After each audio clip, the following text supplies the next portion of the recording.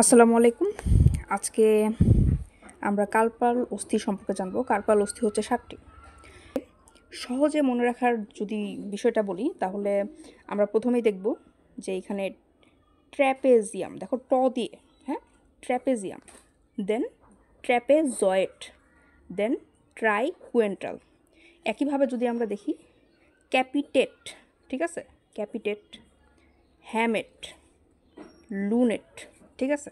এরপরে ইজিলি কিন্তু লাস্টে এটা মনে রাখা যায় যে স্ক্যাফয়েড অথবা নেভিকুলার।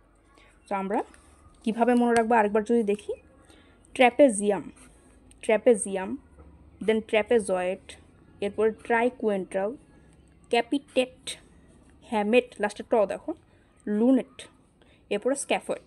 তাহলে প্রথমত কিন্তু দিয়ে এবং শেষেরটাও কিন্তু দেখো দিয়ে মিল আছে এবং লাস্টেরটা আমরা স্ক্যাফয়েড, এটা কিন্তু আমরা মনে রাখতে পারি। তো আজকে এই পর্যন্তই। আসসালামু আলাইকুম।